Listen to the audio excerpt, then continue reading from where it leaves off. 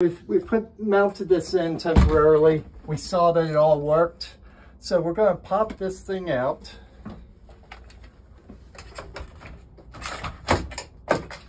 And what we're going to do is we're actually going to finish putting some of the screws in so it's nice and tight on there. These are just self-tapping screws. They'll go through.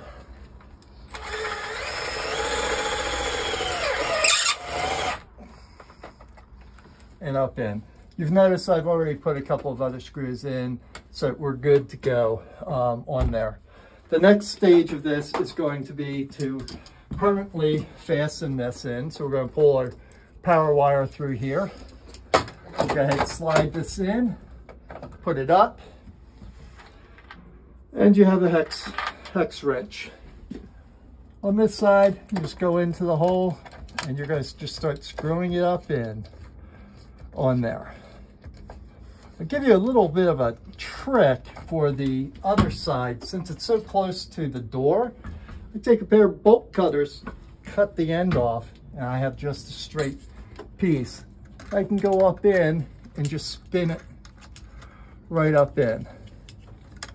As soon as it goes through, well, as far as we can tighten it this way, now we can just go in and do our finish touch up on that. You will notice we have washers sitting above it. This door frame is an old door frame and it is bent. So we had to make it even. And the only way we could figure it out was to use a couple of washers. So they're always good to have in your roll kit, ready to go to be used.